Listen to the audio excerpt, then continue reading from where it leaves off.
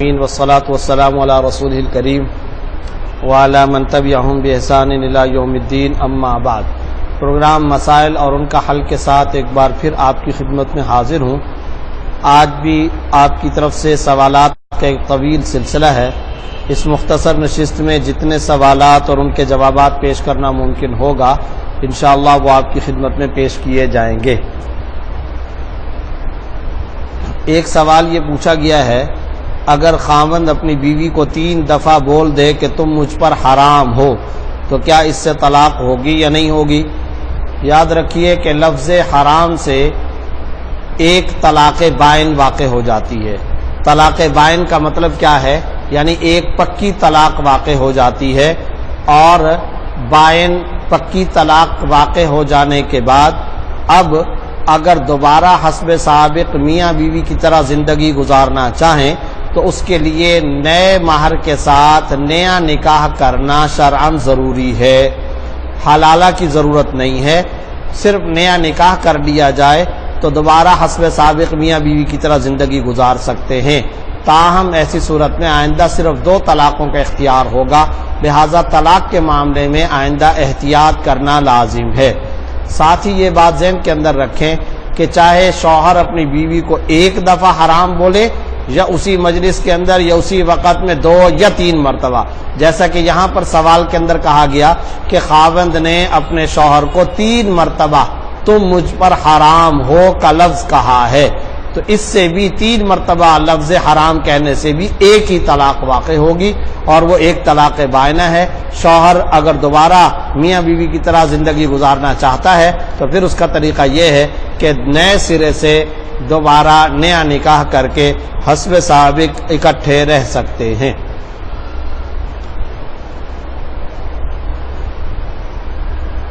سعودی عرب کے اندر India UP کے مقیم عمران احمد صاحب نے یہ مسئلہ پوچھا ہے، کیا ماما کی بیٹی جو کہ یتیم ہے اور بالغ ہے اور بیمار بھی ہے اس کو زکوٰۃ دی جا سکتی ہے، اور کیا یہ بتانا ضروری ہے کہ یہ زکوٰۃ کی رقم ہے یا اس کی ماں کو زکوٰۃ دی جا سکتی ہے؟ اس کی ماں بیوہ ہے اور اس کے 4 بچے ہیں، غریب ہے، لیکن شک ہے کہ ان کے پاس تھوڑا بہت سونا ہوگا، ضرور جواب دے دیں۔ دیکھیں، ماموں کی جو بیٹی ہے اگر وہ شرعی اعتبار سے مستحق ہو تو اسے زکوٰۃ دے سکتے ہیں، اس میں کوئی حرج کی بات نہیں، اور ممانی کے ظاہری حالات کو بس دیکھ لینا کافی ہے۔ ظاہری حالات سے اگر آپ کو غالب گمان یہ ہوتا ہے، آپ کو ایک اندازہ یہ ہوتا ہے کہ یہ ضرورت مند حاجت مند ہے، غریب ہے، تو آپ اسے زکوٰۃ دے سکتے ہیں۔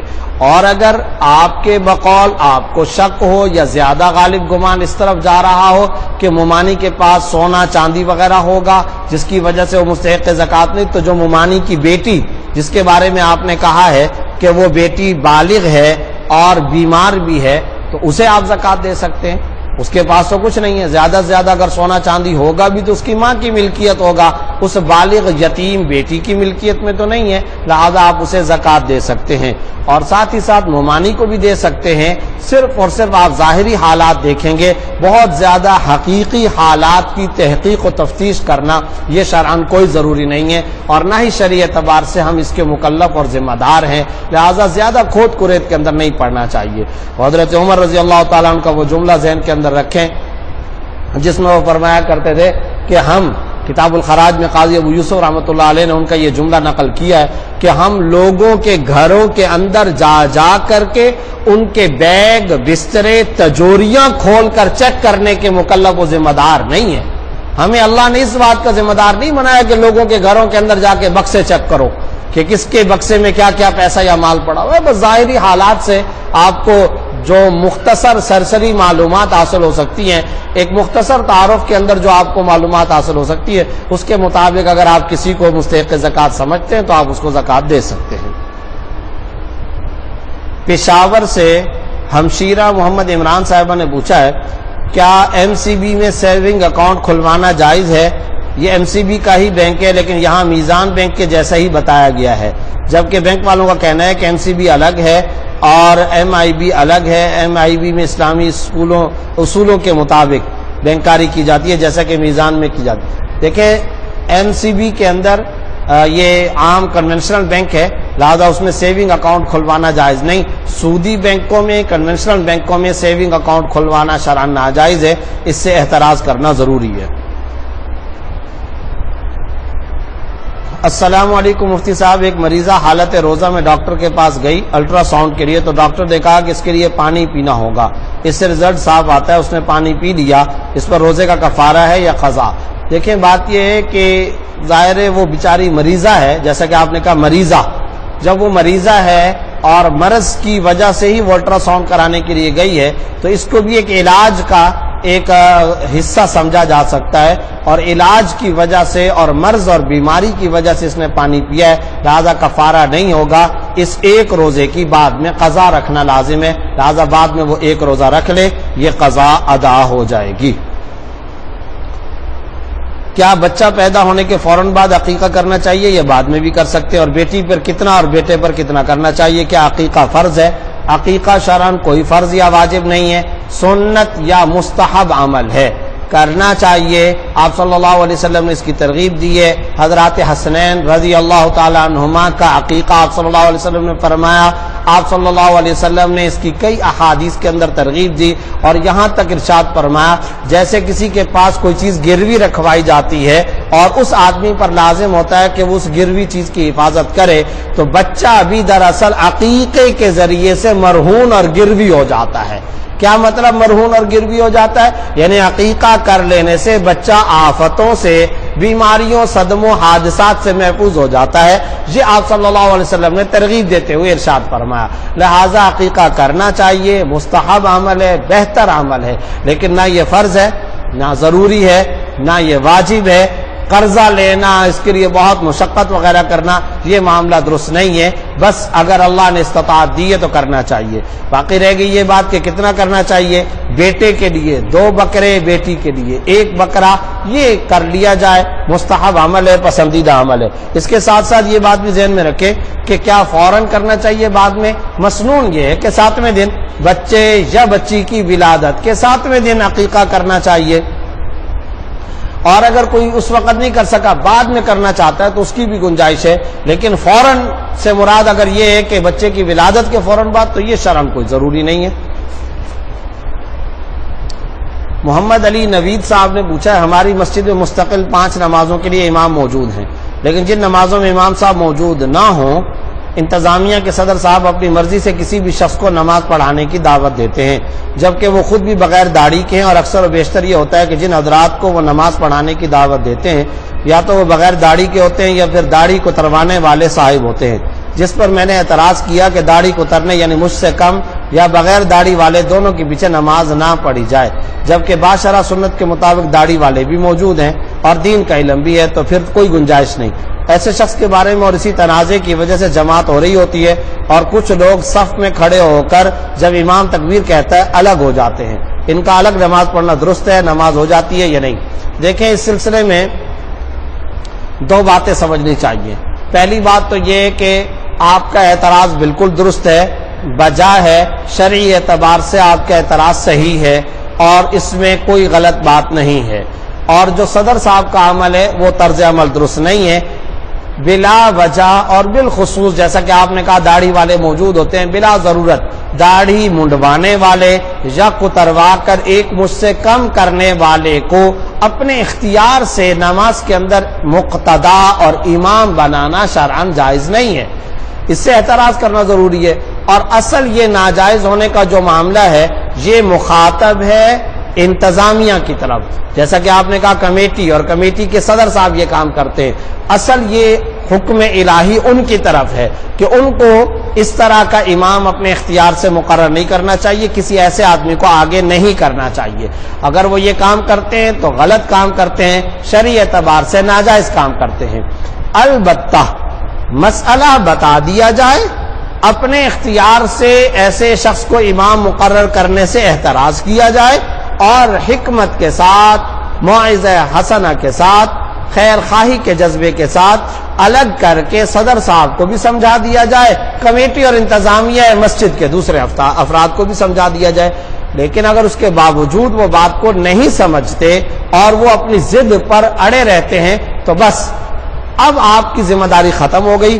اب آپ کے لیے اب اگلی بات جو میں کہنا چاہتا ہوں، جو دوسری بات میں کہنا چاہتا ہوں وہ اب آپ کے لیے وہ یہ ہے کہ اب اس کو ایشو بنانا، فتنہ کھڑا کرنا، یا جیسا کہ آپ نے رویہ اور طرز عمل بتایا ہے کہ عین اللہ اکبر تکبیر کے وقت میں کچھ لوگ صفوں سے باہر چلے جاتے ہیں، یہ سب طرز عمل غلط ہے. یہ پھر دوسرے نمبر پر افراد کے ساتھ ساتھ تفرید کا معاملہ ہے. ایک کوتاہی تو انہوں نے کی اور ایک کوتاہی پھر اب آپ کر رہے ہیں. یہ غلط طریقہ ہے. نہ تو فتنہ برپا کیا جائے، نہ مسجد کے اندر آوازیں بلند کی جائیں، نہ شور و شغب ہونا چاہیے، نہ اس کی بنیاد پہ لڑائی جھگڑا ہونا چاہیے، نہ ہی مسلمانوں کی جماعت کے درمیان میں کسی قسم کے افتراق و انتشار پیدا کرنا چاہیے. صاف سیدھی واضح بات یہ ہے کہ مسئلہ سمجھا دیا جائے، سمجھ میں آ جاتا ہے ٹھیک ہے، عمل کر لیتے ہیں تو ٹھیک ہے، نہیں عمل کرتے تو اب آپ کسی قسم کی بھی اس کے اندر فتنہ بردازی کا معاملہ بالکل نہ کریں. اب آپ یہ کام کریں کہ یہاں پر اگر آپ عین جماعت کے وقت میں پہنچ چکے اور صدر صاحب نے کسی ایسے فرد کو مقرر کر دیا، آپ ان کے پیچھے نماز پڑھ لیں، آپ کی نماز ہو جائے گی. آپ ان کے پیچھے نماز پڑھنے کا عمل کر لیں. سب سے پیچھے ہٹ جانا، چلے جانا، یہ طرز عمل بالکل غلط ہے، اس سے احتراز کرنا چاہیے. اعتکاف کی حالت میں فون پر بات کرنا، واٹس ایپ یا فیس بک چلانا کیسا ہے؟ دیکھیں، سب سے پہلی بات تو یہ کہ اعتکاف ہے کیا؟ اعتکاف کس چیز کا نام ہے؟ تو دراصل اعتکاف نام ہے اللہ کے ساتھ راز و نیاز کا. اعتکاف نام ہے اللہ رب العزت سے گڑ گڑا کر کے بات چیت کرنے کا، منوانے کا. جیسا کہ اے اللہ، میں تیرے دربار کے دروازے اور چوکھٹ پہ اب آ پڑا ہوں، معافی کرا کر ہی جاؤں گا. اور تنہائی کے اندر اللہ کے ساتھ براہ راست ایک عبادت کا، معرفت خداوندی کا جام پینا، یہ ہے مقصود اصلی اعتکاف کا.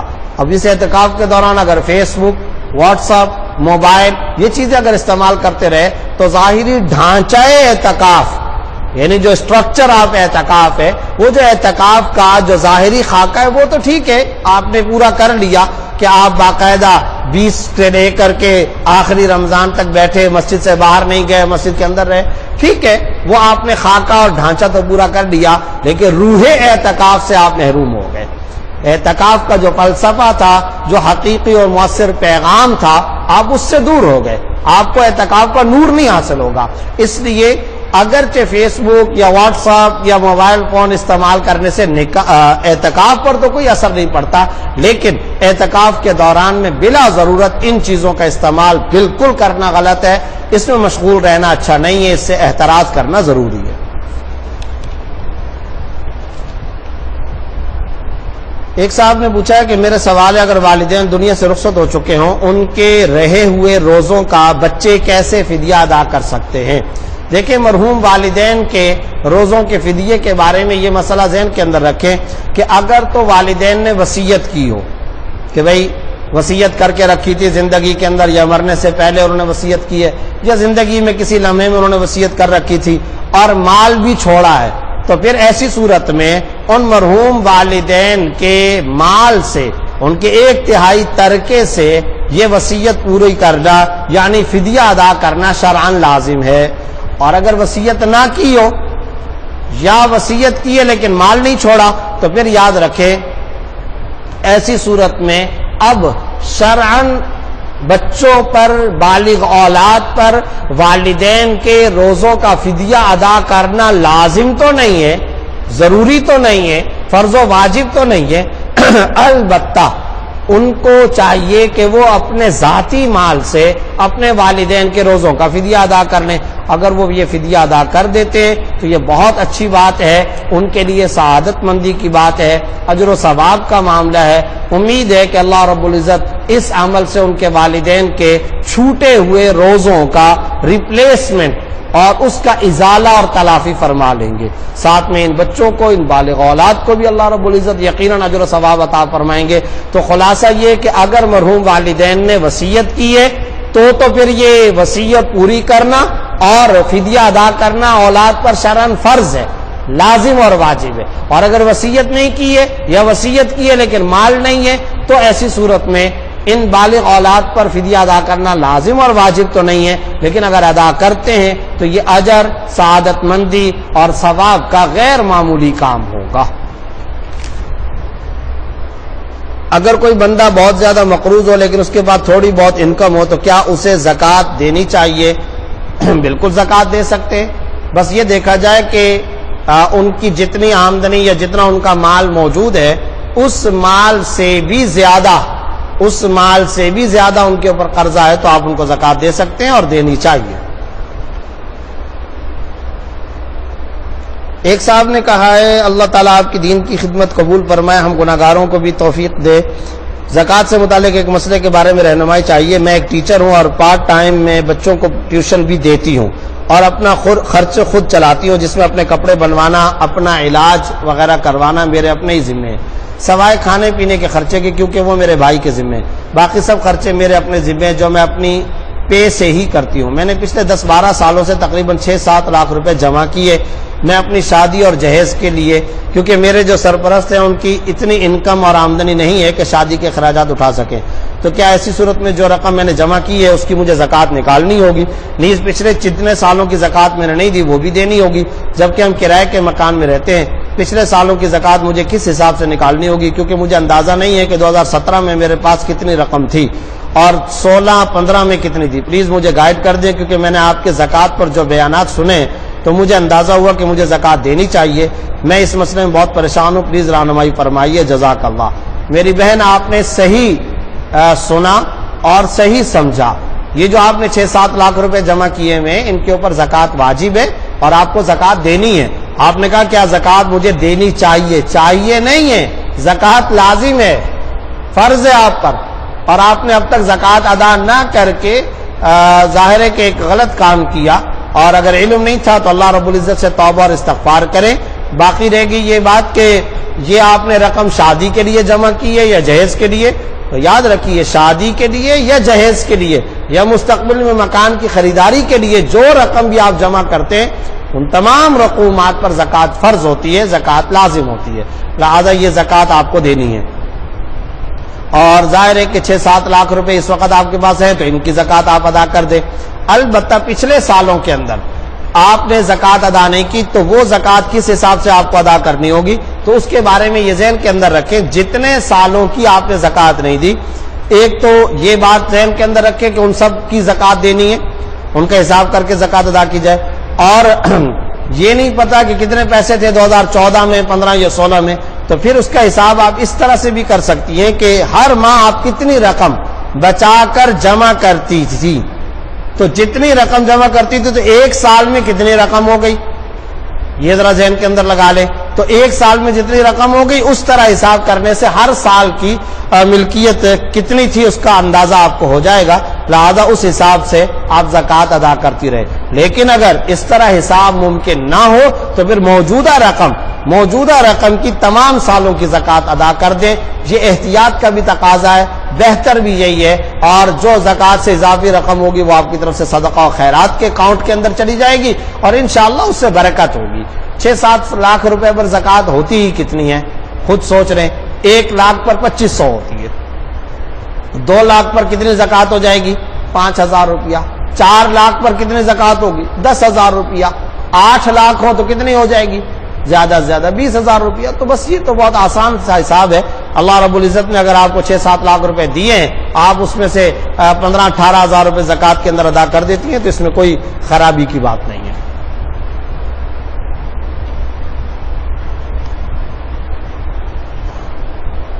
عبدالعزیز سومرو صاحب in charge control room Sukkur barrage نے یہ پوچھا ہے، علماء کرام کی خدمت میں مؤدبانہ اپیل، ملک کے دریاؤں میں پانی کی صورتحال انتہائی مایوس کن ہے، آپ کی خدمت میں درخواست ہے کہ اللہ پاک کی بارگاہ میں بارش کے لیے خصوصی دعاؤں کی ضرورت ہے، نماز استسقاء کا اہتمام کیجیے، عوام سے بھی اپیل کریں کہ اپنے اپنے علاقوں میں علماء کرام سے رابطہ کر کے بارش کے لیے نماز کا اہتمام کرایا جائے۔ بھائی عبدالعزیز سومرو صاحب، میں آپ کی بات سے 100% اتفاق کرتا ہوں، الحمدللہ ثم الحمدللہ۔ میں ابھی رمضان کے اندر ہی عمرے پر جانے سے پہلے اپنے علاقے جامعہ صفا کے ہی قریب کے اندر پڑوس میں نماز استسقاء کا اہتمام کروا کر کے گیا ہوں، بلکہ میں نے خود نماز جمعہ کے بعد نماز استسقاء کے اندر شرکت کی ہے، اور تمام علماء سے بھی اپیل کرتا ہوں، تمام دینی مدارس سے اور تمام مساجد کے ائمہ سے بھی، کہ وہ خاص طور پر اس موسم کے اندر، کہ ایک طرف شدید گرمی کا موسم چل رہا ہے، بارشیں نہیں ہو رہی ہیں، اور دوسری طرف پانی کی ملک کے اندر شدید قلت ہے، ان حالات کو سامنے رکھتے ہوئے نماز استسقاء کا خصوصی اہتمام کریں۔ بالخصوص میں پروگرام کراچی سے پیش کر رہا ہوں۔ آج ہی کے اخبار کے اندر کراچی کے بارے میں یہ بات آئی ہے کہ ہب ڈیم، جہاں سے کراچی کی ایک بہت بڑی اکثریتی آبادی کو پانی سپلائی کیا جاتا ہے، وہاں پر اس وقت پانی کا لیول بہت نیچے گر چکا ہے، بلکہ شاید اخبارات میں لکھا تھا کہ آئندہ چند دنوں کے اندر اگر بارشیں نہ ہوئیں تو پھر کراچی کو سپلائی بند ہو جائے گی، اور اس کے بعد پھر ذرا تصور کیجئے کہ کراچی میں پانی کا کتنا بحران ہوگا۔ اس وقت بھی کراچی شدید ترین بحران کا شکار ہے، اور پانی یہاں پر نایاب ہو چکا ہے، ناپید ہو چکا ہے، اور زمین کے اندر بھی جو واٹر لیول ہے وہ بہت نیچے جا چکا ہے۔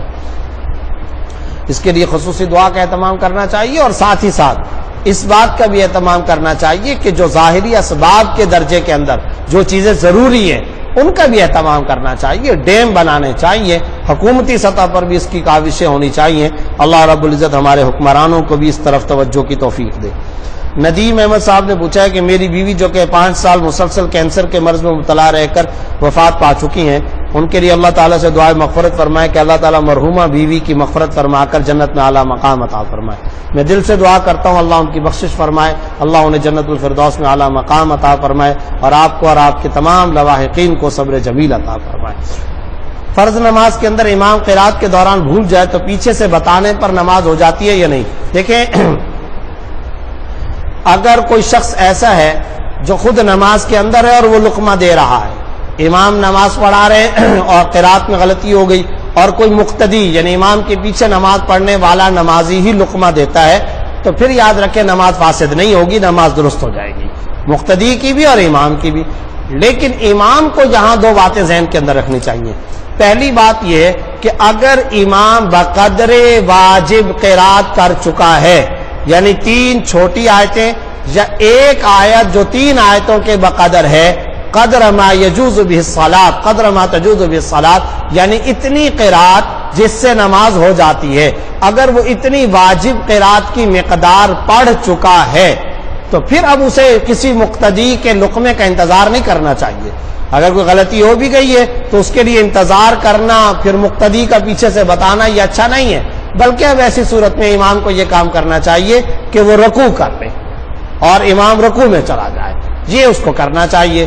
اور مقتدی کا جہاں تک تعلق ہے تو اسے بھی ایک بات ذہن کے اندر رکھنی چاہیے کہ اگر امام اتنی قرات کر چکا ہے، یعنی 3 چھوٹی آیتیں یا 1 آیت 3 چھوٹی آیتوں کے بقدر ہے، تو پھر فوراً سے لقمہ نہ دے، بلکہ ذرا انتظار کرے کہ دیکھے کہ شاید امام لقمہ لیے بغیر وہ قرات تو اتنی کر چکا ہے، شاید وہ رکوع میں چلا جائے۔ لیکن اگر وہ بار بار پھنس رہا ہو اور وہ رکوع کی طرف نہ جائے تو پھر ایسی صورت میں اگر مقتدی لقمہ دے دیتا ہے تو نماز فاسد نہیں ہوگی، نماز دونوں کی درست ہو جائے گی۔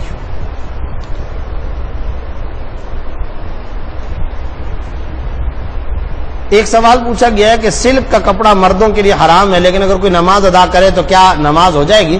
دیکھیں، خالص ریشمی حرام ہے، یہ بھی آج کل بات سمجھنی چاہیے کہ جس کو شریعت نے حرام قرار دیا ہے، حرمت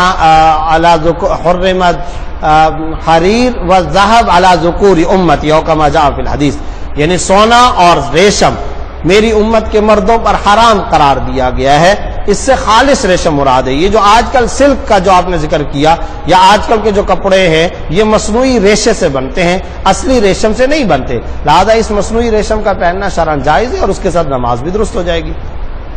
ختم تراویح میں کسی سے چند پارے رہ جائیں تو اس کی تلافی کی کیا صورت ہے؟ تو دیکھیں،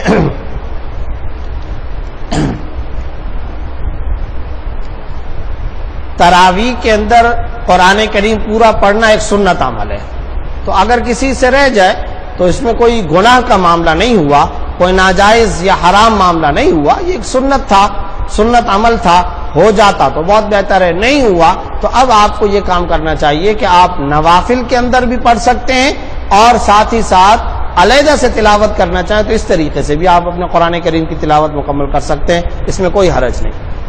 عمان سے ریاض الدین صاحب نے پوچھا، اکثر اوقات میں تشہد میں امام سے پیچھے رہ جاتا ہوں درود شریف کا دوسرا حصہ شروع ہی کیا ہوتا ہے کہ امام دوسرا سلام بھی پھیر دیتا ہے. اب اس حالت میں درود شریف پورا کروں یا سلام پھیر دوں؟ تو یاد رکھیں کہ ایسی صورت میں اپنا درود پورا کرنے کے بجائے امام کی اتباع کرنی چاہیے. اس کی وجہ یہ کہ امام کے ساتھ آپ سلام پھیر دیں.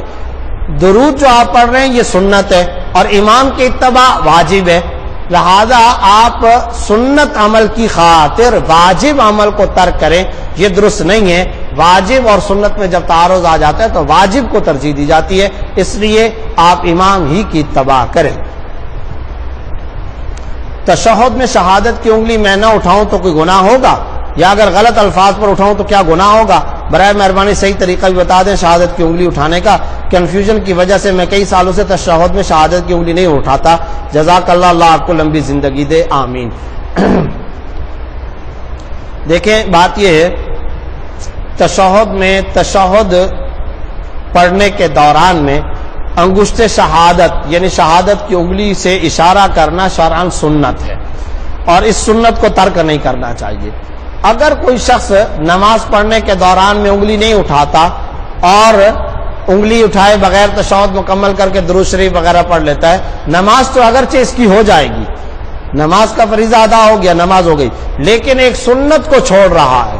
اور پھر آپ نے کہا کافی عرصے سے آپ یہ کام کر رہے ہیں، تو یاد رکھیے کہ سنت کو مستقل چھوڑنے کا معمول بنانا، عادت بنا لینا، یہ اچھا نہیں ہے، بہتر نہیں ہے. خام میں آپ ایک سنت کو ترک کر رہے ہیں، تو بھائی کیوں اس سنت کو چھوڑتے ہو، کیوں اس کو ترک کرتے ہو؟ اگرچہ نماز آپ کی ہو جائے گی لیکن اس سنت کو ترک کرنا یہ بہتر معاملہ نہیں ہے، درست نہیں ہے، اور آپ کو سنت پر عمل کرنا چاہیے. تشہد کی انگلی اٹھانی چاہیے، انگشت شہادت سے اشارہ کرنا چاہیے، اور اشارے کا طریقہ یہ کہ اشہد ان لا الہ الا اللہ کے لا پر جب آپ آئیں تو انگلی اٹھا لیں اور الا اللہ پر انگلی گرا دیں. ہاں بہتر یہ کہ جب آپ انگلی گرائیں تو بالکل زمین پر گھٹنے پر نہ ڈال دیں، بلکہ گھٹنے سے ذرا سا معمولی اٹھائے رکھیں آخر وقت تک. یہ سب سے بہتر عمل ہے. اس طریقے سے تمام کی تمام احادیث جو مختلف طریقوں سے مروی ہیں ان سب پر تطبیق ہو جاتی ہے اور ان سب پر عمل ہو جاتا ہے.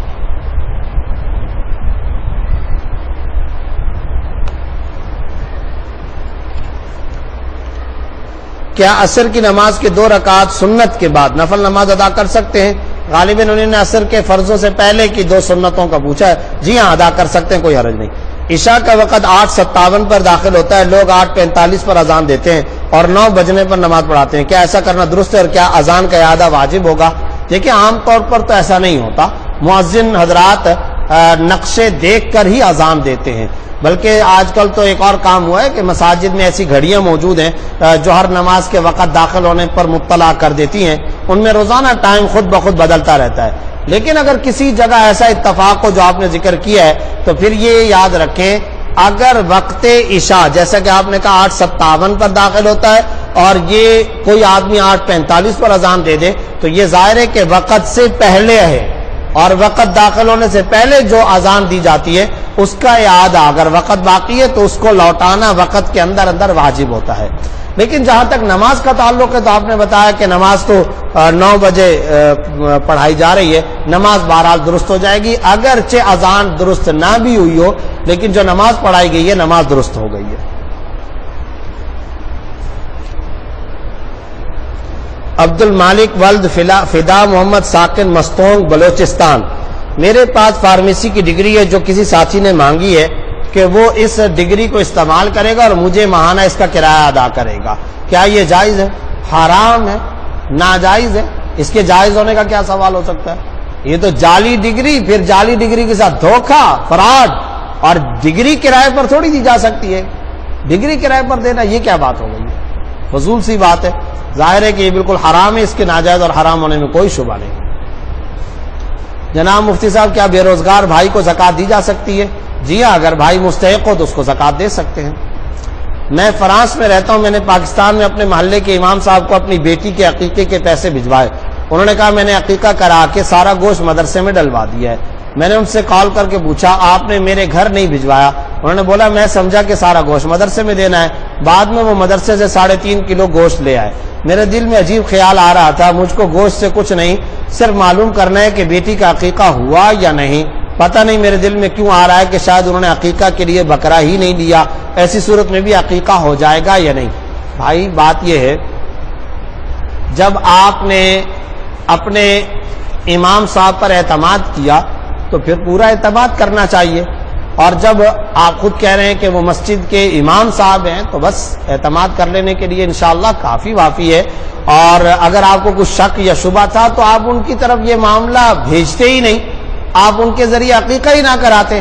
جب آپ نے بھیج دیا، عقیقہ کروا لیا، تو بس اب آپ کو اعتماد پورا کرنا چاہیے، اور اب آپ کو بھروسہ رکھنا چاہیے اور اعتماد اور اطمینان رکھنا چاہیے کہ انشاءاللہ یہ کام ہو گیا ہوگا۔ باقی یہ کہنا امام صاحب کا کہ انہوں نے یہ سوچا کہ شاید مدرسے میں ڈلوایا، یہ بھی درست ہے، کیونکہ بعض اوقات مدرسے والے یا مسجد والے وہ یہ سمجھتے ہیں کہ شاید ہمارے ذریعے سے عقیقہ کروانے کا مطلب ہی عقیقہ کروانے والے کا یہ ہے کہ شاید یہ گوشت طلبہ کو اور مدرسے میں رہنے والے افراد کو دینا چاہتے ہیں، تو اس وجہ سے انہوں نے شاید ہو سکتا ہے کہ مدرسے کے اندر استعمال کروا لیو۔ پھر جب آپ کے پوچھنے یا سوال کرنے پر انہوں نے مدرسے سے وہ 3.5 کلو گوشت جو آپ نے بتایا کہ بھیج دیا، تو میرا خیال ہے کہ اب کسی قسم کا کوئی شبہ یا بد اعتمادی کا معاملہ کرنا یہ درست نہیں ہوگا اور یہ بہتر نہیں ہوگا۔ میرا مشورہ یہی ہے کہ آپ کو ان پر بھروسہ کرنا چاہیے اور اطمینان رکھنا چاہیے کہ آپ کا عقیقہ ہو گیا۔ السلام علیکم مفتی صاحب، میری شادی کو کچھ عرصہ ہوا ہے، نیک صالح اولاد کے لیے وظیفہ بتائیے تاکہ اللہ مجھے اولاد نصیب فرمائے۔ ربنا هب لنا من ازواجنا وذرياتنا قرة اعین واجعلنا للمتقین اماما۔ اس آیت کی کم از کم روزانہ ایک تسبیح پڑھا کریں، انشاءاللہ اللہ رب العزت آپ کو صالح اولاد عطا فرمائیں گے۔ اردن سے خالد مسعود صاحب نے پوچھا ہے کیا نماز جنازہ سے پہلے میت کے لیے فاتحہ نہیں پڑھنی چاہیے، خاص طور پر اگر میت دوسرے ملک میں ہو یا جنازہ دوسرے ملک یا شہر میں ہوتا ہو؟ نہیں، بالکل پڑھ سکتے، آپ ان کے لیے تلاوت، ذکر، دعائے بخشش، دعائے مغفرت سب کر سکتے ہیں، کوئی ممانعت نہیں ہے۔ ایک صاحب نے پوچھا فحش اور برے خیالات ذہن میں بہت آتے ہیں، اسے روکنے کے لیے کیا کرنا چاہیے؟ اسے روکنے کے لیے یہ کرنا چاہیے کہ ان خیالات کی طرف توجہ نہیں دینی چاہیے، اور اللہم اجعل وساوس قلبی خشیتک وذکرک، یہ ایک مسنون اور معصور دعائے نبی صلی اللہ علیہ وسلم ہے، اس کا کثرت کے ساتھ اہتمام کریں۔ جدہ سعودی عرب سے امتیاز صاحب نے کہا ہے میں ہیموڈائلسس کا مریض ہوں، یہ جاننا چاہتا ہوں کہ اگر میں روزہ رکھ کر ڈائلسس کراؤں تو کیا میرا روزہ رہے گا یا ٹوٹ جائے گا؟ ڈائلسس کرانے سے روزہ نہیں ٹوٹتا، آپ کا روزہ درست ہو جائے گا۔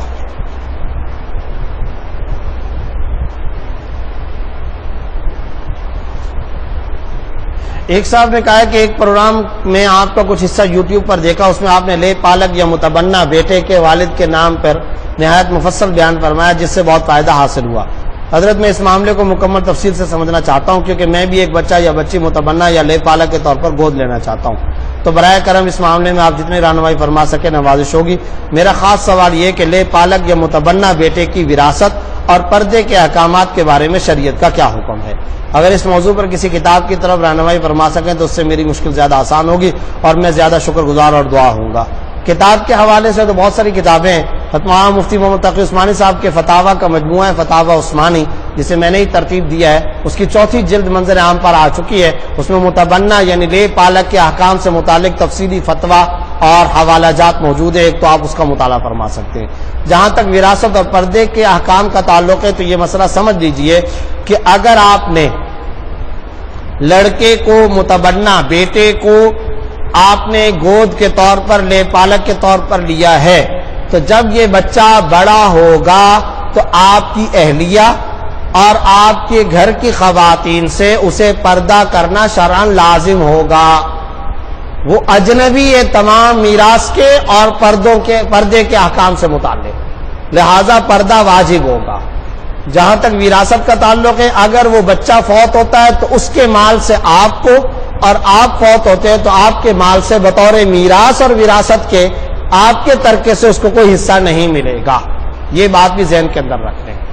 البتہ اس میں 2-3 باتیں ہیں جن کو سمجھ لینا چاہیے۔ ایک بات تو یہ، جو انسان کسی بیٹے یا بیٹی کو لے پالک کے طور پر لیتا ہے تو وہ یہ چاہتا ہے کہ یہ جو بچہ میں نے لے پالک کے طور پر لیا ہے مستقبل میں میری بیوی کا اس سے پردہ نہ ہو۔ تو اس کے کئی سارے طریقے ہیں۔ مثلا ایک طریقہ یہ ہے کہ اگر آپ کی اہلیہ کی بہن یا آپ کی اہلیہ کی والدہ اگر وہ حیات ہیں اور ان کو دودھ آتا ہے تو پھر اس بچے کو، جبکہ یہ شیر خاری کی حالت میں، اگر بڑا ہو چکا ہے پھر تو یہ ہیلا اور یہ طریقہ ممکن نہیں ہے. شیر خاری کی حالت میں اگر آپ نے اس بچے کو لے پالک کے طور پر لیا ہے تو آپ کی سالی یعنی آپ کی اہلیہ کی بہن وہ اس بچے کو دودھ پلا دے. جب دودھ پلا دے گی تو آپ کی اہلیہ رضائی خالہ بن جائے گی، اور جب آپ کی اہلیہ اس بچے کی رضائی خالہ بن جائے گی تو رضائی خالہ سے پردہ نہیں ہوتا، لہٰذا یہ بچہ بڑا بھی ہو جائے گا تو بھی آپ کی اہلیہ سے اسے پردہ نہیں ہوگا. یا اگر آپ کی اہلیہ کی والدہ کو دودھ آتا ہے یعنی وہ ابھی تک اس عمر کے اندر ہے تو پھر ایسی صورت میں بھی آپ کی اہلیہ سے مستقبل میں اس بچے کو کوئی پردہ نہیں ہوگا. تو یہ ایک صورت ہے. میراث کا جہاں تک تعلق ہے وہ تو میں نے آپ کو بتا دیا کہ وراثت کے اندر تو اس کو حصہ نہیں ملے گا، لیکن ظاہر ہے کہ ایک انسان جب لے پالک کے طور پر بچے کو لیتا ہے تو وہ یہ چاہتا ہے کہ اگر میری اولاد ہے تو پھر اولاد کے ساتھ ساتھ اس کو بھی ملے، اور اگر اولاد نہیں ہے تو ٹھیک ہے میرے بہن بھائی یا ماں باپ کو ملتا ہے تو اس بچے کو بھی ملنا چاہیے جس کو میں نے پوری زندگی پالا. تو پھر اس کا ایک طریقہ ہے، میراث کے طور پر تو اسے کچھ نہیں ملے گا، ہبہ کے راستے سے آپ ابھی اپنی زندگی میں کچھ دینا چاہیں تو دے سکتے ہیں، جس کا ظاہر ہے کہ طریقہ کار یہ ہے کہ اگر آپ ابھی اس کے نام کوئی پلاٹ کر دیتے ہیں، کوئی اس کو چیز دے دیتے ہیں، کوئی پیسہ اس کے لیے لاکر وغیرہ بینک اکاؤنٹ میں یا اس کے حوالے کر دیتے ہیں تو وہ آپ اپنی زندگی میں دے سکتے ہیں، وہ اس کا مالک و مختار بن جائے گا. آپ کی وفات کے بعد بہرحال آپ کے ترکے سے اس کو کچھ نہیں ملے گا، لیکن آپ اپنی زندگی میں جو کچھ ہبہ یا گفٹ کر چکے ہوں گے وہ اس کی ملکیت ہوگا اور وہ اس کو استعمال کر سکے گا. امید ہے کہ کچھ بات واضح ہو گئی ہوگی.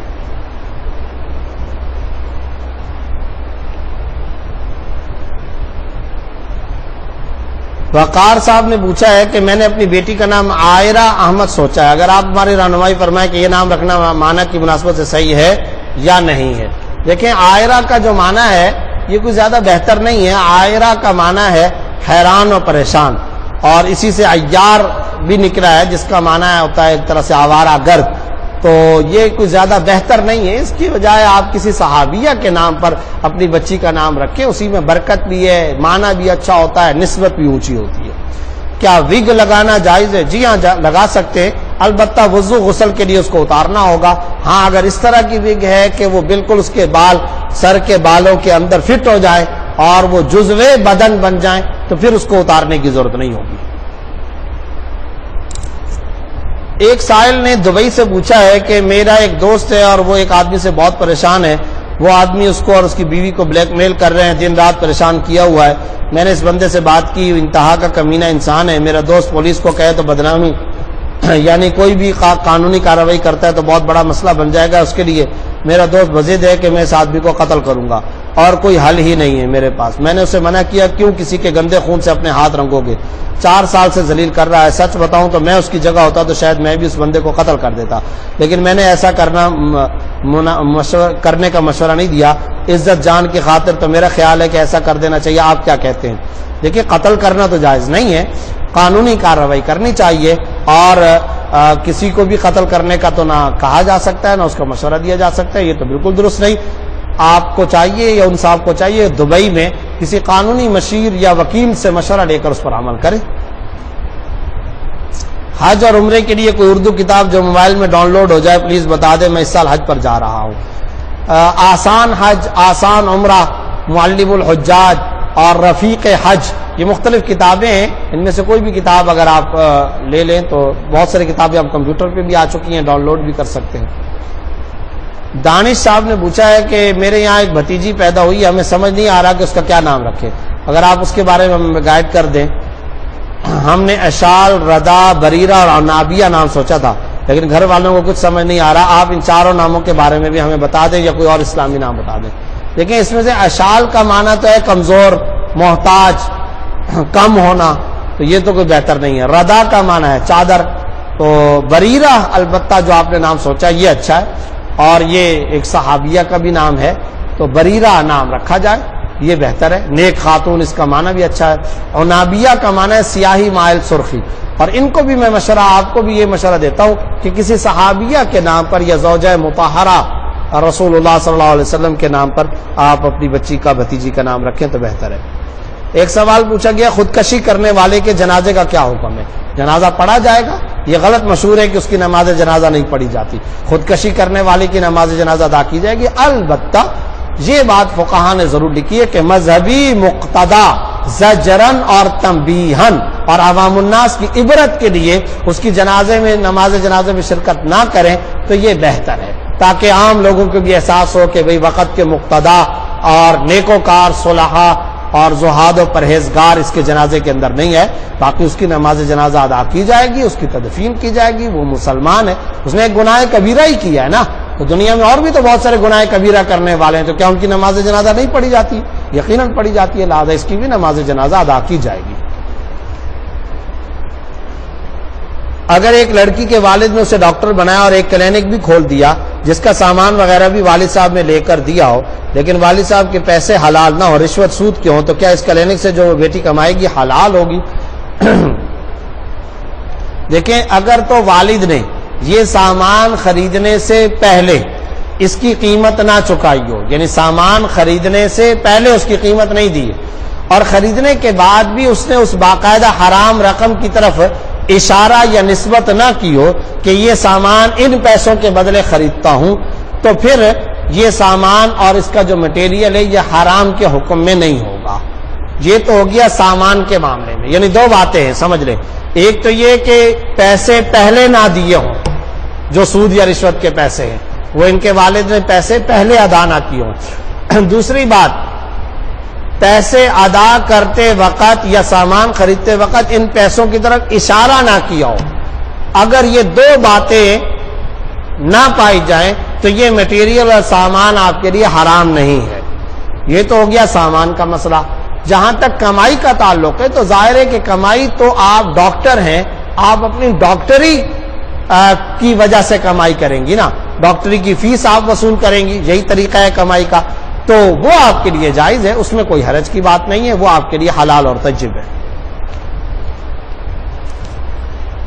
مکرم صاحب نے پوچھا ہے، میں ایک خاتون سے نکاح کرنا چاہتا ہوں، وہ طلاق یافتہ ہے، ان کی پوری طریقے سے باقاعدہ طلاق ہوئی ہے، ان کی پوری فیملی جو ہے وہ پیچھے ملک میں رہتے ہیں افغانستان میں، وہ ان کی اجازت کے بغیر میرے ساتھ نکاح کر سکتی ہے؟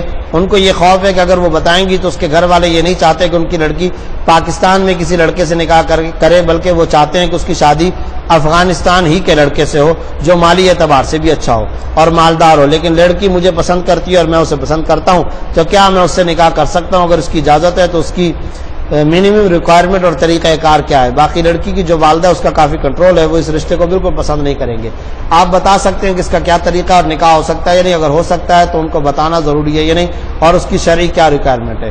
پہلی بات تو یہ ہے کہ نکاح کا سوچنا اور نکاح کی بات کرنا یہ تو درست ہے، لیکن ان سے نکاح سے پہلے ہی تعلقات رکھنا یا پسند کرنا ناپسند کرنا، اس طرح کے معاملات یہ شرعاً ناجائز ہے۔ نامحرم سے محبت بھی ناجائز ہے، اختلاط اور ملاقات بھی ناجائز ہے۔ ایک تو اس سے اعتراض کرنا ضروری ہے۔ جہاں تک نکاح کا آپ نے سوال پوچھا تو یہ بات ذہن کے اندر رکھیں کہ بالغہ لڑکی اگر والدین کی اجازت سے نکاح کرتی ہے تو اس کا نکاح درست ہو جائے گا، چاہے وہ کفو میں یعنی اپنے ہم پلہ اور برابر کے لڑکے سے نکاح کرے یا نہ کرے۔ والدین کی والد کی اجازت سے نکاح کر رہی ہے تو جس سے بھی کر رہی ہے، جس مسلمان سے بھی کر رہی ہے، وہ نکاح درست ہو جائے گا۔ لیکن اگر بالغہ لڑکی ہے، والد کی اجازت نہیں ہے، اپنے ولی اور سرپرست سے اجازت نہیں لی ہے، ان کی اجازت اور رضامندی کے بغیر نکاح کرتی ہے، تو پھر غیر کفو یعنی اگر لڑکا اس کے ہم پلہ یا ہم برابر کا نہیں ہے تو پھر اس کا نکاح کرنا جائز نہیں ہوگا، اور یہ نکاح شرعاً درست بھی نہیں ہوگا۔ اس نکاح کے درست ہونے کے لیے ضروری ہے کہ والد کی یا تو اجازت ہو یا پھر لڑکا اس کے ہم پلہ برابر کا ہو۔ اب مثلا لڑکی فرض کرو سیدہ ہے، تو اب وہ سیدہ لڑکی ہے اور ایک عام دنیا دار بے دین قسم کے آدمی سے اگر اس کا نکاح ہوتا ہے اور وہ والد کی اجازت نہیں ہے تو یہ نکاح نہیں ہوگا۔ دینداری کے اندر، پیشے کے اندر، نسب کے اندر یہ دیکھنا ہوگا کہ وہ لڑکا لڑکی کے کفو اور ہم پلہ یا برابر کا ہے یا نہیں ہے۔ اگر برابر کا ہے تو والد کی اجازت کے بغیر بھی نکاح ہو جائے گا، اگر برابر کا نہیں ہے تو والد کی اجازت کے بغیر نکاح نہیں ہوگا۔ مسئلے کو بڑی وضاحت کے ساتھ سمجھ لیں، امید ہے کہ مسئلہ واضح ہو گیا ہوگا۔ کے پی کے دیر سے ریاض صاحب نے پوچھا ہے کہ عید کے دن نماز عید کے بعد خطبے سے پہلے یا بعد اجتماعی دعا مانگنا کیسا ہے؟ سنا ہے کہ اکابر علماء دیوبند خطبے سے پہلے اجتماعی دعا مانگتے تھے، خطبے کے بعد دعا جائز نہیں، کیا یہ حقیقت ہے؟ اس بارے میں موجودہ علماء اور مفتیان کرام کا طرز عمل کیا ہے؟ دیکھیں، عیدین میں بھی نماز کے بعد، نماز ختم ہونے کے متصل بعد دعا کرنا اجتماعی طور پر یہ مسنون ہے، یہ ہے اصل دعا کا مقام۔ خطبے کے بعد دعا مسنون نہیں ہے، اور حقیقت وہی ہے جو بہت سارے حضرات علماء اور اہل فتویٰ حضرات نے لکھا ہے، فتاوی عثمانی کے اندر بھی موجود ہے کہ اگرچہ خاص عیدین کے بعد دعا مانگنا تو شرعی اعتبار سے احادیث میں روایت سے ثابت نہیں، لیکن چونکہ عام طور پر ہر نماز کے بعد دعا مانگی جاتی ہے اور نماز کے بعد بہرحال آپ صلی اللہ علیہ وسلم سے دعا کرنا ثابت ہے، اس لیے اس میں عیدین بھی شامل ہو جائیں گی۔ اور جب عیدین بھی شامل ہو جائیں گی تو جس طرح عام طور پر نماز کے بعد جمعہ ہوتا ہے تو نماز کے بعد دعا مانگی جاتی ہے، اب آپ بتائیے جمعے کے بعد خطبے کے بعد تو دعا نہیں مانگی جاتی نا، نماز کے بعد ظہر عصر مغرب میں کیا ہوتا ہے؟ نماز کے بعد۔ تو عیدین کے اندر بھی نماز کے بعد دعا کرنا یہ مسنون عمل ہے، یہ سنت عمل ہے، خطبے کے بعد دعا کرنا یہ مسنون عمل نہیں۔ البتہ انہوں نے پوچھا جائز ہے یا ناجائز، تو دیکھیں اس کو ناجائز یا حرام نہیں کہا جائے گا، زیادہ سے زیادہ یہ کہا جائے گا کہ اگر کوئی خطبے کے بعد دعا مانگتا ہے تو یہ خلاف مستحب، خلاف سنت عمل کیا ہے، خلاف اولا کام کیا ہے، خلاف افضل کام کیا ہے، لیکن بہرحال حرام یا ناجائز اس کو نہیں کہیں گے۔ اور اکابر کا بھی یہی معمول ہے نماز کے بعد دعا کرنے کا۔ جب ماں باپ بوڑھے ہو جائیں تو انہیں اف تک نہ کہو، یہ قرآن کریم کے اندر کون سے پارے اور کون سی صورت میں؟ ظاہر ہے یہ تو 15ویں سپارے کے اندر موجود ہے اور سورہ بنی اسرائیل ہے، آیت نمبر 23 فَلَا تَقُلْ لَهُمَا اُفٍّ وَلَا تَنْهَرْهُمَا، اپنے والدین کو اف بھی مت کہو اور نہ ان کو جھڑکو۔ محمد یوسف خان صاحب نے پوچھا ہم حج پر جا رہے ہیں، وہاں پر ہمیں گروپ لیڈر کی طرف سے کھانا ملے گا، اس میں مرغی کھا سکتے ہیں؟ ہم نے سنا ہے کہ وہ برازیل سے آتی ہے۔ دیکھیں جی، اگر تو آپ کو یقین یا غالب گمان ہو کہ یہ غیر مسلم ملک سے آتی ہے اور شرعی اعتبار سے ذبیحہ نہیں ہے تو پھر تو وہ مرغی کھانا جائز نہیں ہے، اس سے بچنا اور احتراز کرنا ضروری ہے۔ لیکن اگر وطنی ہو، وطنی سے مراد یہ کہ سعودی عرب ہی کے اندر وہ مرغی ذبح کی گئی ہو یا مسلم ملک سے آئی ہو اور آپ کو یقینی یا غالب گمان کے طور پر یہ معلوم نہیں ہے کہ یہ حرام ہے یا ذبیحہ نہیں ہے، تو پھر ایسی صورت میں آپ کھا سکتے ہیں، آپ کے لیے گنجائش ہے۔ محمد انیس صاحب نے کہا ہے طیب اردگان صاحب کے لیے دعا کر دیں کہ اللہ انہیں فتح نصیب کرے۔ میں نے آج ٹویٹ بھی کیا تھا، اللہ رب العزت انہیں فتح جمیل، فتح مبین عطا فرمائے اور خدا کرے کہ اللہ رب العزت انہیں بھرپور کامیابی سے نوازے۔ اس وقت امت مسلمہ کی ترقی، تحفظ اور استحکام کی وہ ایک نشانی ہے، مسجد اقصی کے حوالے سے ایک امید کی کرن ہے۔ اسی طرح آج کے دن تمام لبرل، سیکولرز اور یورپی عناصر وہاں ترکی کے اندر جھوٹا سچا ہر طرح کا پروپیگنڈا کر کے اس وقت ماحول بنائے ہوئے ہیں اور متمنی اور کوشاں ہیں کہ کسی طرح سے طیب اردگان کو شکست ہو۔ تو سب کو چاہیے آج تمام کی تمام امت مسلمہ کو دربار خدا میں دست بدعا ہونا چاہیے اور دعا کرنا چاہیے کہ اللہ انہیں کامیابی عطا کرے اور اللہ تعالیٰ ان کی حفاظت بھی فرمائے اور اللہ ان کو مستقبل کے اندر دین متین کی خدمت کے لیے قبول فرمائے۔ وہ اس وقت شامی متاثرین اور شامی مہاجرین کا بھی سہارا بنے ہوئے ہیں، پناہ گزینوں کا بھی وہ سہارا بنے ہوئے ہیں، اللہ تعالیٰ ان کی مدد فرمائے۔ عرصہ صاحبہ نے دبئی سے پوچھا ہے پرائز بانڈ کا کیا حکم ہے، اس سے ملے ہوئے مال کا کیا حکم ہے، اگر یہ ناجائز ہے تو اس کی حرمت کی علت کیا ہے؟ دیکھیں پرائز بانڈ جو ہے شرعی طور پر خریدنا اور اس سے پرائز وصول کرنا یہ شرعاً ناجائز ہے، اور علت کا جہاں تک آپ نے پوچھا ہے تو دراصل اس کے اندر سود کا عنصر بھی ہے۔ آپ جو پیسہ دیتے ہیں وہ پیسہ دراصل قرض ہے، کیونکہ وہ آپ کو پرائز کی بانڈ کی صورت میں واپس یقینی طور پر ملے گا، آپ کا اپنا پیسہ محفوظ ہوگا۔ پھر ساتھ ہی ساتھ سود کا عنصر قمار یعنی جوا بھی ہے، کیونکہ جوا اور قمار کی تعریف یہ ہوتی ہے کہ جو پیسہ آپ نے لگایا یا تو وہ پیسہ پورا ڈوب جائے گا یا وہ اپنے ساتھ مزید بھی پیسے کو کھینچ کر لائے گا۔ یہاں وہ پیسہ ڈوب تو نہیں جاتا لیکن اس بات کا امکان ہے یا وہی آئے گا یا مزید اپنے ساتھ پیسے کو کھینچ کر لائے گا۔ تو ظاہر ہے کہ اس کے اندر قمار کو اور پھر غرر بھی ہے، ان ایکسپیکٹڈ کہ کوئی پتہ نہیں کیا ہوگا کیا نہیں ہوگا. تو اس طرح اس کے اندر غرر، قمار اور سود یہ علتیں اس کے اندر شامل ہیں، اس لیے اس کو ناجائز کہا گیا. اگر کسی نے پرائز بانڈ لے لیا تو اپنی اصل لگائی ہوئی رقم کو وہ وصول کر سکتا ہے، اس سے اوپر جو پرائز یا جو انعام نکل کر آئے وہ بلا نیت ثواب صدقہ کرنا شرعاً لازم ہے. حمیرہ خالد صاحبہ نے پوچھا کیا سید اپنی سید فیملی کی اپنی زکوٰۃ کی رقم سے مدد کر سکتا ہے؟ سید کو زکوٰۃ نہیں دی جا سکتی ہے، وہ غیر سید کو زکوٰۃ دے گا.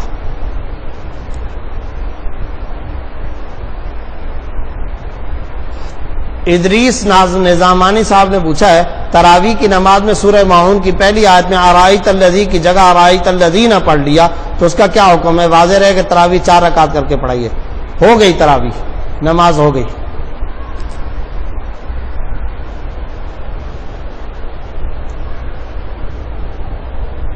ذوالفقار علی صاحب نے پوچھا میرا سوال ہے کہ جب قرآن کا ترجمہ کر دیا گیا تو قرآن کی تفسیر لکھنے کی کیا ضرورت پیش آئی، اور تفسیر کوئی ضروری ہے ہماری زندگی کے لیے؟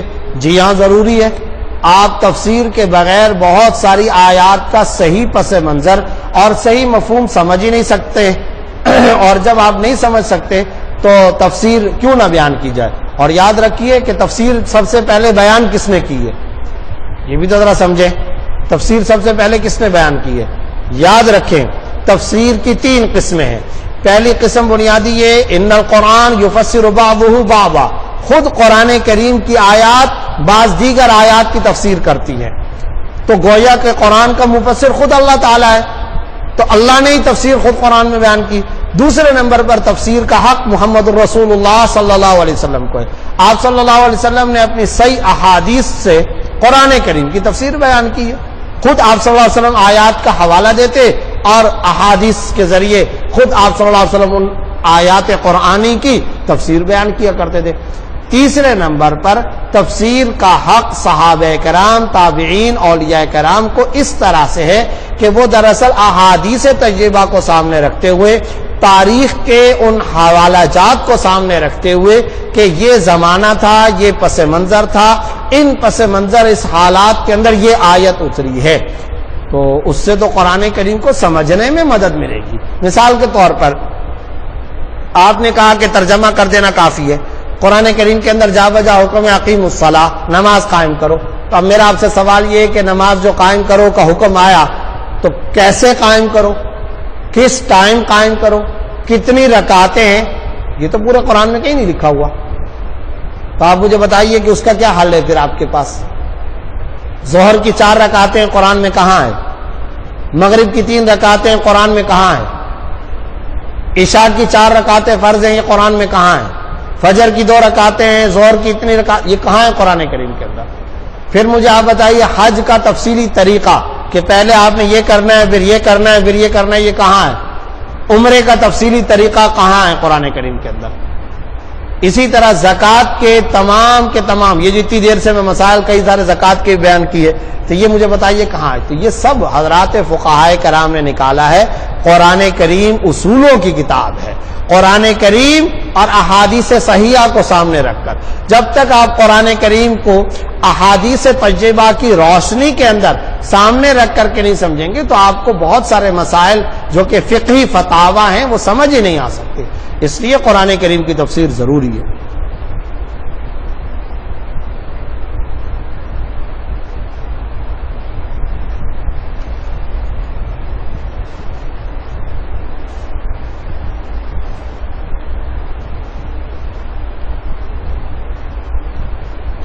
سید بابر امام صاحب نے پوچھا ہے کیا بغیر داڑھی والا شخص یا جس شخص کی داڑھی شریعت کے مطابق نہیں ہے اذان یا اقامت کہہ سکتا ہے جبکہ اس مسجد میں مؤذن مقرر ہے جس کی شریعت کے مطابق داڑھی ہے؟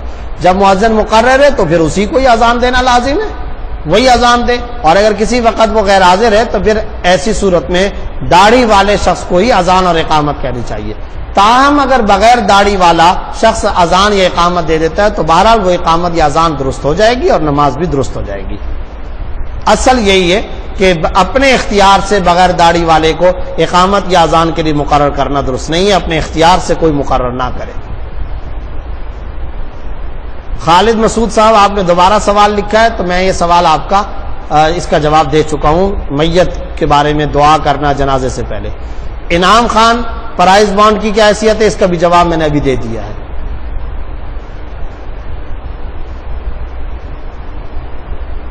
مہیر شاہ نے پوچھا ہے کیا صرف سونا 7.5 تولہ سے کم ہو اور نہ ہی نقد رقم ہے نہ ہی چاندی ہے، اس صورت میں زکوٰۃ ہوگی سونے پر؟ نہیں ہوگی زکوٰۃ۔ زکوٰۃ میں ملک کیسے بنایا جا سکتا ہے اور ملک کس کس کو بنایا جا سکتا ہے؟ پہلی بات تو یہ کہ سونے پر زکوٰۃ اس وقت آتی ہے جب وہ 7.5 تولہ ہو، لیکن اگر سونا 7.5 تولہ سے کم ہو اور اس کے ساتھ کچھ چاندی یا کچھ نقد رقم ہو تو پھر نصاب 7.5 تولے والا نہیں، پھر چاندی والا ہوگا۔ یعنی اگر یہ سونا اور یہ چاندی، یہ سونا یا نقد رقم 52.5 تولہ چاندی کے بقدر ہو تو زکوٰۃ واجب ہوگی۔ لیکن جو صورت آپ نے لکھی ہے صرف سونا ہے، چاندی بالکل نہیں، نقد رقم بالکل نہیں، 1 روپیہ بھی نہیں ہے، تو پھر اس وقت تک سونے پر زکوٰۃ نہیں آئے گی جب تک کہ وہ 7.5 تولہ نہ ہو جائے۔ اور زکوٰۃ میں مالک کیسے بنایا جا سکتا ہے؟ ایسا ہی ہے کہ اگلے کو باقاعدہ آپ مالک کو قابض بنا کر حوالے کر دیں۔ اور کس کس کو بنایا جا سکتا ہے؟ غیر سید، غیر ہاشمی، ہر اس مسلمان کو جس کی ملکیت میں 52.5 تولہ چاندی یا 52.5 تولہ چاندی کے بقدر نقد رقم بھی نہ ہو، اتنی ہی رقم کا ضرورت سے زائد ساز و سامان بھی نہ ہو، اتنی ہی رقم کا مال تجارت بھی نہ ہو، سادہ لفظوں میں 36,000 بھی نہ ہو، 36,000 روپے کے بقدر سونا چاندی بھی جس کے پاس نہ ہو، آپ اسے زکوٰۃ دے سکتے ہیں۔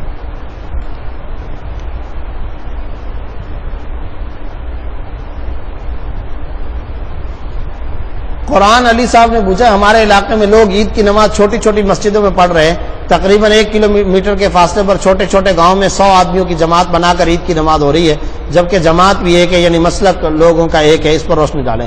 دیکھیں بہتر تو یہ ہے کہ عیدگاہ میں نکلنا چاہیے اور عیدگاہ میں نکل کر بڑا اجتماع کرنا چاہیے اور وہاں پر عید کی نماز پڑھنی چاہیے۔ لیکن اگر آپ کہہ رہے ہیں کہ مختلف مسجدوں کے اندر بھی پڑھیے تب بھی درست ہے، نماز عید ہو جائے گی۔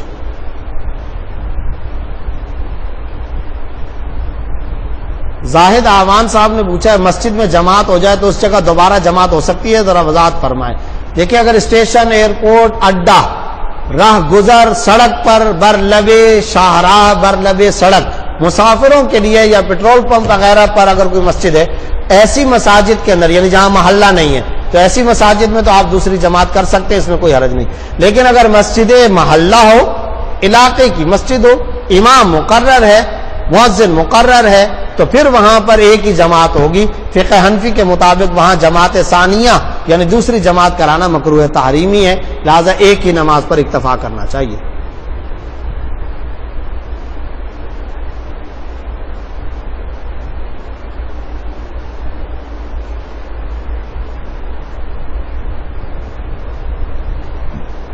محمد بلال ارشد صاحب نے پوچھا ہے یورپ میں ہاؤس خریدنے کے لیے بینک سے لون لے سکتے ہیں جبکہ دوسری کوئی شکل موجود نہ ہو؟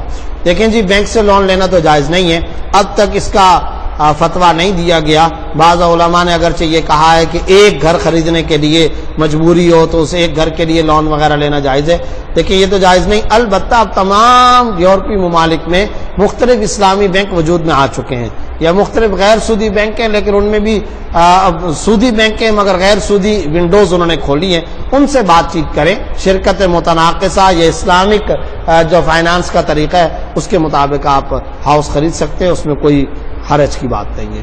لیکن سودی بینک سے لون لے کر کے اگر آپ لینا چاہتے ہیں تو یہ جائز نہیں ہے۔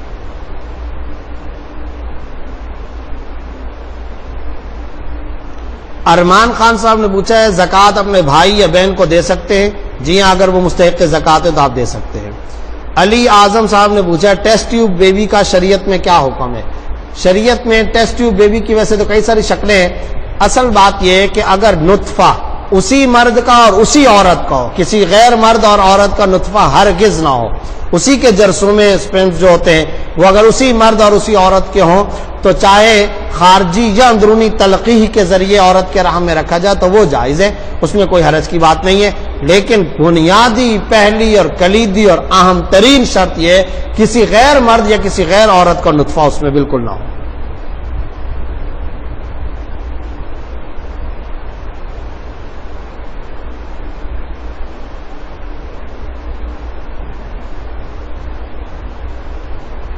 ادریس نظامانی صاحب نے پوچھا ہے 2 لوگ مستحق زکوٰۃ ایک ہی نام سے ہیں، پوچھنا یہ ہے کہ ایک کی نیت کر کے زکوٰۃ بھیجی لیکن زکوٰۃ مل دوسرے کو گئی، اس طرح زکوٰۃ ادا ہو گئی یا نہیں؟ ٹنڈو سومرو سے ادریس نظامانی صاحب، جس کو ملی اگر وہ مستحق زکوٰۃ ہے اور آپ نے پہلے یا بعد میں اجازت دے دی تو زکوٰۃ ادا ہو گئی۔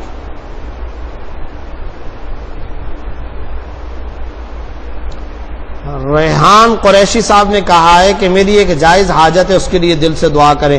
میں دل سے دعا کرتا ہوں اللہ تعالیٰ آپ کی اس حاجت کو پورا فرمائیں۔ جہاں تک وظیفے کا تعلق ہے تو 2 رکعت صلاۃ الحاجت پڑھیں اور اللہ رب العزت سے مانگیں، ساتھ ہی ساتھ حسبنا اللہ و نعم الوکیل کا آپ ورد کیا کریں، انشاءاللہ اللہ تعالیٰ مدد فرمائیں گے۔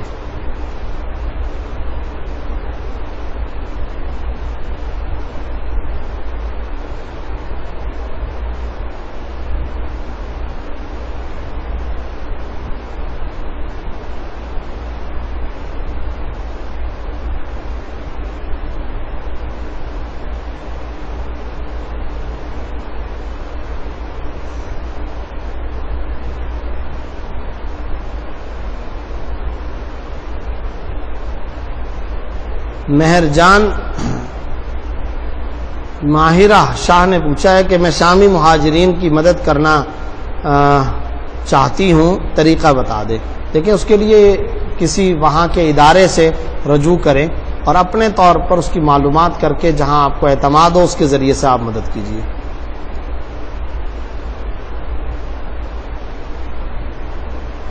ابو محمد احمد صاحب نے پوچھا ہے قصر نماز 75 کلومیٹر کے بعد پڑھی جائے گی، لیکن اذان ہم نے حضر کی حالت میں سن لی تو کیا حکم ہے؟ جہاں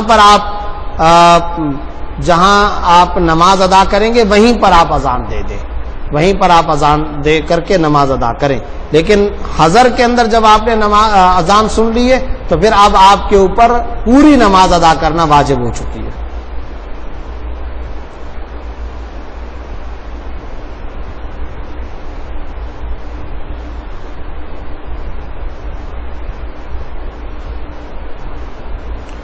ابراہیم خان صاحب نے پوچھا حج پر کیسے پتہ چلے گا کہ یہ مرغی جائز ہے یا نہیں؟ گزارش یہی ہے کہ میں نے جو الفاظ استعمال کیے ان کو سمجھیں۔ جب تک آپ کو غالب گمان نہ ہو کہ یہ حرام ہے، جب تک آپ کو یقین نہ ہو کہ یہ حرام ہے تو آپ کے لیے اس کو کھانے کی اجازت اور گنجائش ہے۔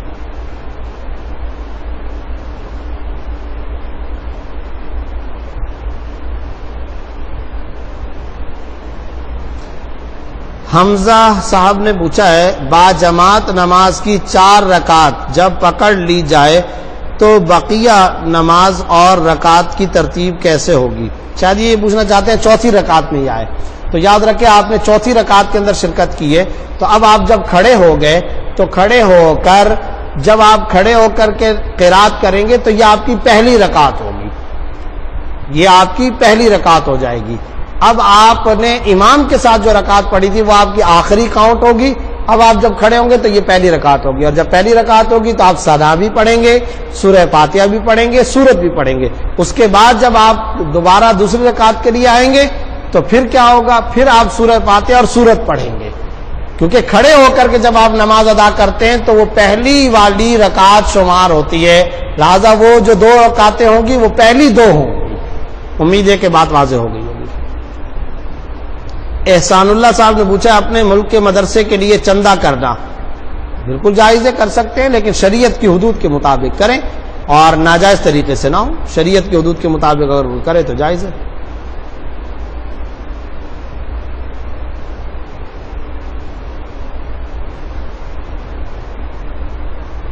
حماد رانا صاحب نے پوچھا ہے UK میں یورپین سٹور سے freeze pack doner kebab buy کر سکتے ہیں جبکہ ڈبے کے اوپر حلال لکھا ہوا ہے؟ دیکھیں اگر تو اس کمپنی یا اس ادارے کا حلال لکھا ہوا سرٹیفکیٹ ہے جس کے بارے میں آپ کو یقین ہے کہ یہ بااعتماد اور صحیح لوگ ہیں تو پھر تو ٹھیک ہے، لیکن اگر آپ کو اس طرح کا یقین نہیں ہے تو پھر ایسی صورت میں آپ ان جیسے کباب وغیرہ کے کھانے سے اعتراض کریں۔ خاص طور پر اس وجہ سے بھی اس میں فرق کیا ہے سعودیہ میں اور یہاں پر کیوں فرق ہے؟ وہ ایک اسلامی ملک ہے، UK کے اندر ظاہر ہے کہ وہ غیر اسلامی ملک ہے۔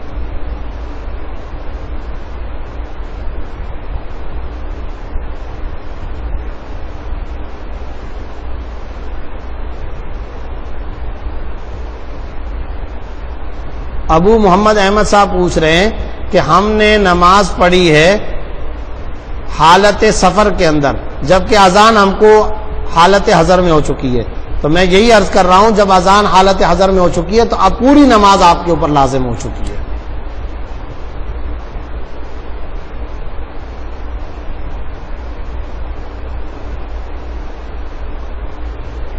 آج کی نشست میں آپ کے انہی سوالات کے جوابات پر اکتفا کرتا ہوں۔ انشاءاللہ آئندہ نشست میں آپ کے دیگر سوالات اور ان کے جوابات کے ساتھ دوبارہ حاضر ہوں گا۔ تب تک کے لیے اجازت۔ السلام علیکم ورحمۃ اللہ وبرکاتہ۔